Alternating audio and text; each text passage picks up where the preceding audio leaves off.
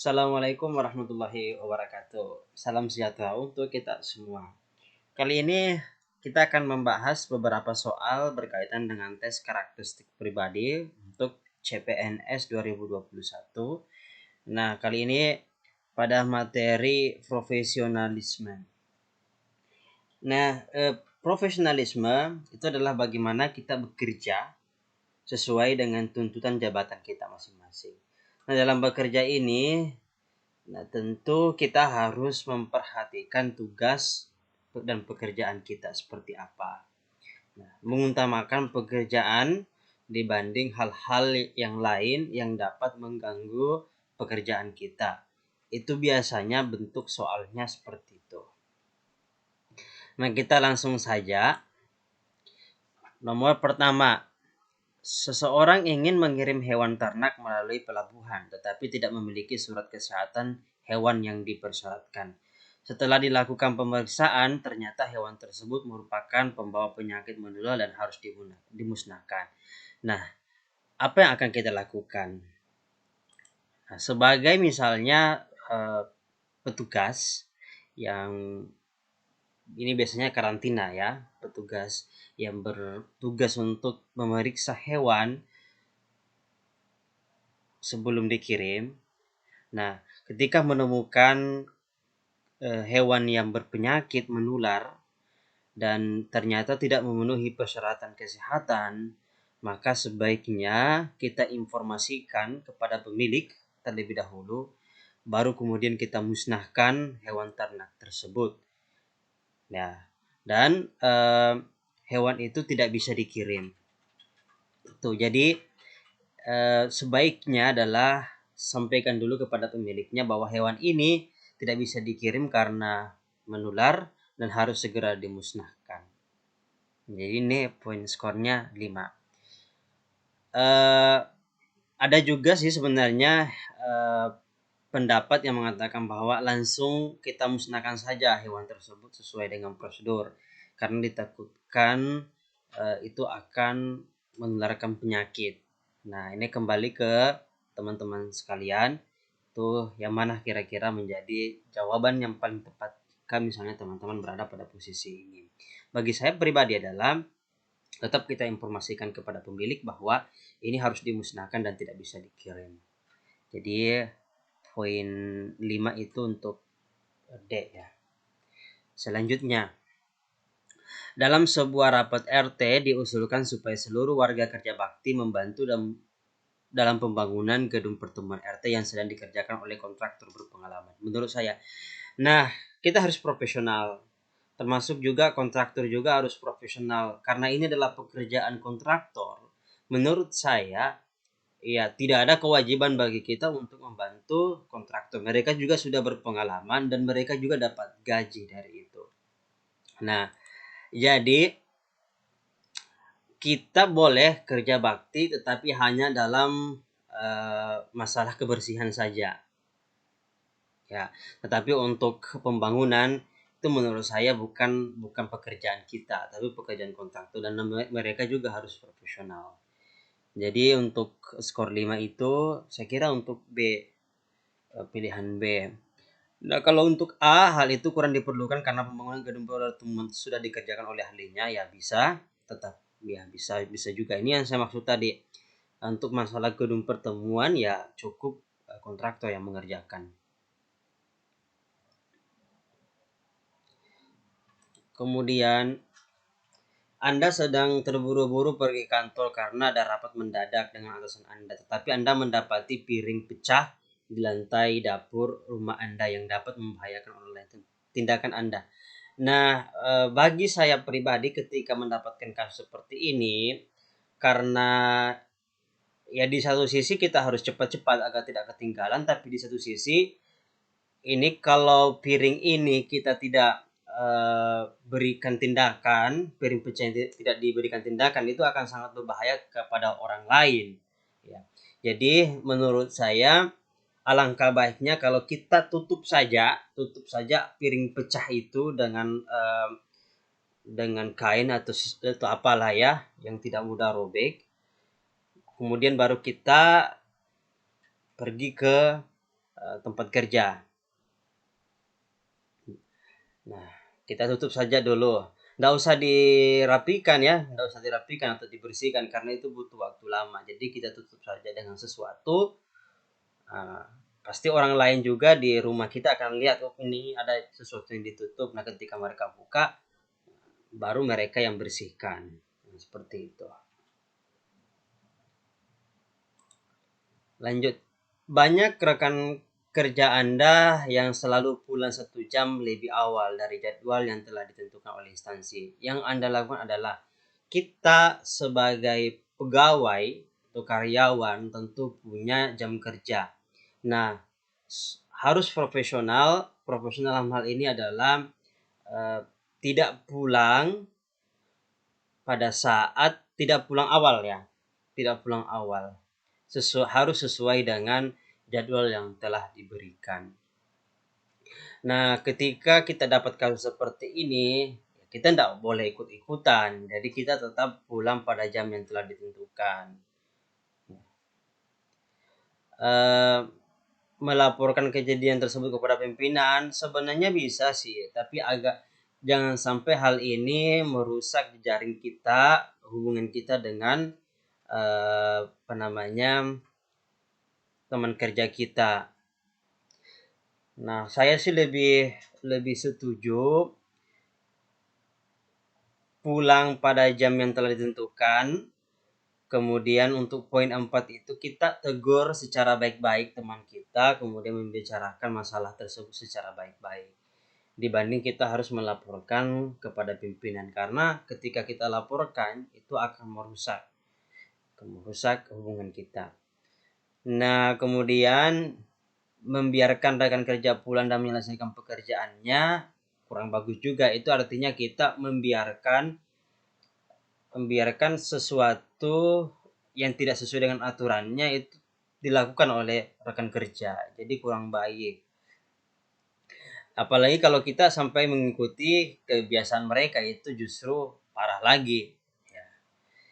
Jadi kita tetap pulang pada jam yang ditentukan, atau kita menegur rekan kerja tersebut dan membicarakan masalah tersebut dengan baik. Jadi ini skornya 5 dan ini skornya 4. Kalau menurut saya secara pribadi ya. Lanjut. Pada saat membuat laporan pertanggungjawaban, Anda menemukan kelebihan uang yang luput dari perhitungan awal. Apa yang akan Anda lakukan dengan uang tersebut? Nah, di sini sebenarnya selain kita harus bersikap profesional, kita juga harus punya integritas. Ya. Nah, tentu ketika kita mendapatkan kasus seperti ini, alangkah baiknya adalah kita buat ulang laporannya, kemudian periksa kembali secara teliti. Nah, ternyata setelah misalnya kita buat ulang laporannya dan telah diteliti ternyata tetap ada, maka bisa kita laporkan kepada atasan. Nanti atasan yang memberikan petunjuk. Menceritakan kepada rekan terdekat dan meminta pendapatnya boleh juga sebenarnya. Cuma kurang maksimal menurut saya. Diam saja dan menyimpan uang lebih tersebut di bahaya. Apalagi kalau kita bekerja sama dengan rekan untuk merasakan hal tersebut. Untuk kepentingan kita itu sangat tidak disarankan, sangat tidak baik ya. Jadi lebih baiknya kita buat ulang kemudian periksa kembali secara teliti. Daftar penilaian prestasi kerja saya termasuk dalam 5 terbawah dari seluruh pegawai di kantor saya. Yang akan saya lakukan adalah ketika misalnya laporan kinerja kita itu kurang bagus, maka kita harus introspeksi diri ya. Kita cari kekurangan masing-masing dan kita berusaha untuk memperbaikinya. Itu poin. Jadi untuk skor 5 itu pada pilihan D. Bekerja dengan lebih giat dan lebih baik lagi. Nah, ini kan sebenarnya kita tidak tahu kita kekurangannya di mana. Jadi alangkah baiknya kita mencari kekurangan dulu, kemudian memperbaikinya dengan bekerja lebih giat dan lebih baik lagi. Jadi ini poinnya 4. Bertanya pada teman cara mendapatkan penilaian prestasi kinerja yang baik, boleh juga ya. Kemudian memperbaiki komunikasi dengan atasan, bukan hanya komunikasi yang diperbaiki, tapi prestasi kita, kekurangan kita di mana sebenarnya. Berdoa dan berpuasa ini sangat kurang bagus. Hindari memilih jawaban seperti ini. Jadi ini menunjukkan bahwa Anda tidak punya inisiatif untuk bekerja, belajar, meningkatkan prestasi Anda. Ya. Nanti setelah Anda bekerja, kemudian belajar dengan baik, menerapkan dalam kehidupan kerja, baru bisa berdoa dan berpasrah. Oke, lanjut. Sebagai pegawai kantoran, Anda memiliki 8 jam kerja aktif. Di lain sisi, Anda adalah seorang istri dari ibu dari 2 balita. Bagaimana Anda mengatur tugas Anda sebagai pegawai dan ibu rumah tangga agar semua berjalan seimbang?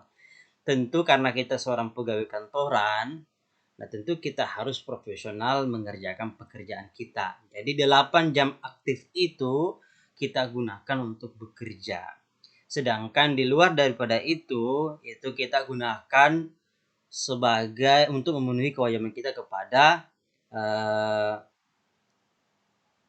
kepada pasangan dan 2 anak kita.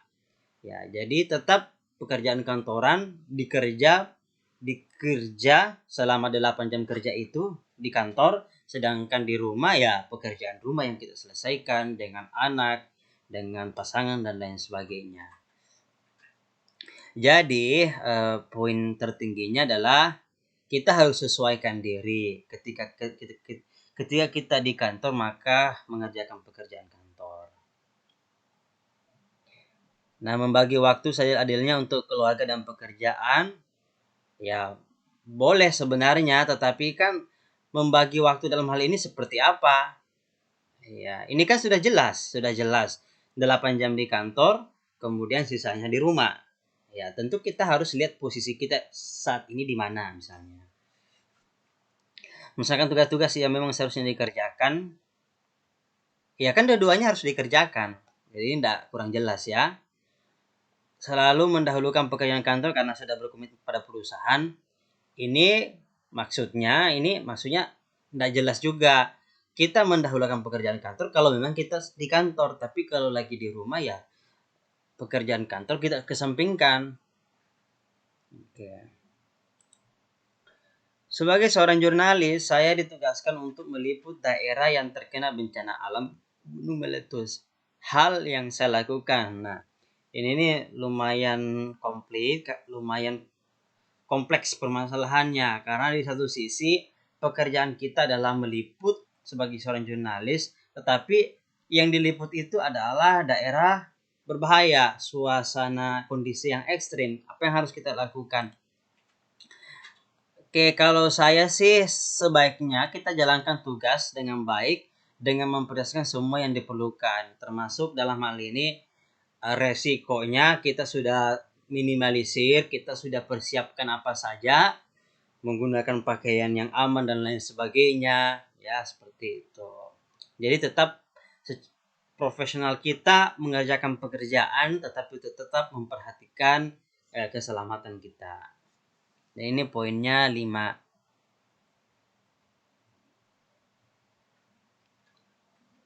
Kita lanjut. Saat sedang mengalami masalah dalam keluarga, tiba-tiba muncul juga masalah dalam pekerjaan saya. Sikap saya saat menghadapi masalah yang datang bersamaan adalah, nah kita harus lihat nih kondisinya di mana. Kalau misalnya lagi ngantor berarti selesaikan masalah kantor. Tapi kalau lagi di rumah atau tidak berkantor, selesaikan masalah rumah, masalah keluarga.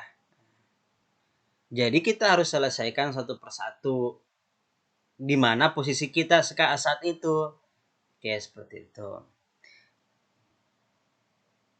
Sabar dan berusaha menghadapi masalah tersebut ya oke, tapi langkah baiknya kalau kita bagi satu persatu.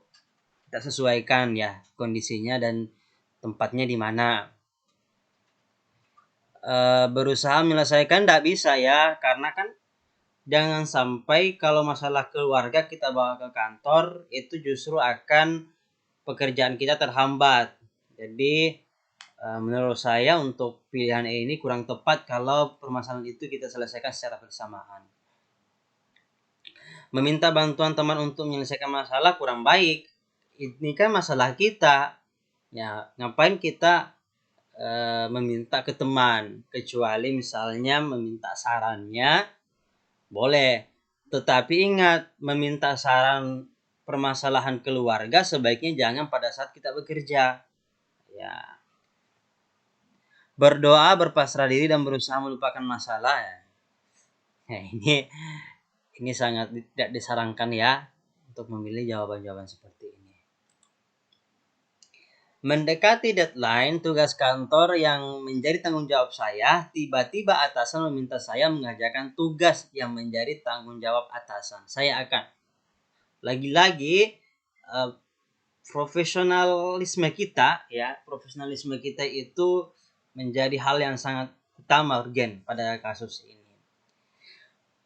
Jadi bagi saya ketika dihadapkan pada kasus seperti ini, tentu saya akan meminta secara baik-baik kepada atasan supaya pekerjaan itu dikerjakan oleh rekan lain yang memang tidak memiliki deadline, supaya Anda bisa fokus, supaya kita bisa fokus ke pekerjaan kita yang deadline itu, ya seperti itu.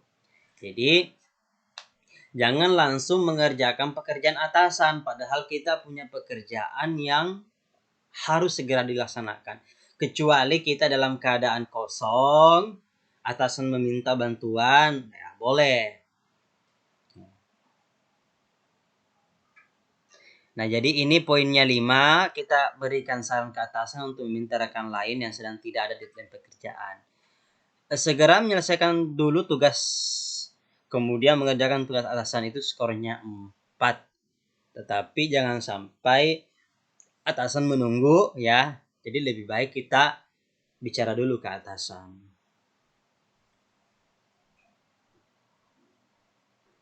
Ya, kayak seperti itu ya. Memberitahu kondisi saya pada atasan tetapi akan menerima jika atasan memaksa. Oh, enggak, ini kurang baik juga. Jangan karena dipaksa oleh atasan pekerjaan Anda itu terbengkalai, kurang baik ya. Oke, kita lanjut. Oke, sudah habis ternyata. Nah, demikianlah pembahasan soal pada materi profesionalisme untuk tes karakteristik pribadi. Terima kasih banyak atas perhatiannya. Jika teman-teman punya jawaban lain atau ingin sharing jawaban mengenai pertanyaan yang kita bahas tadi, silahkan tuliskan di kolom komentar. Demikian, wassalamualaikum warahmatullahi wabarakatuh.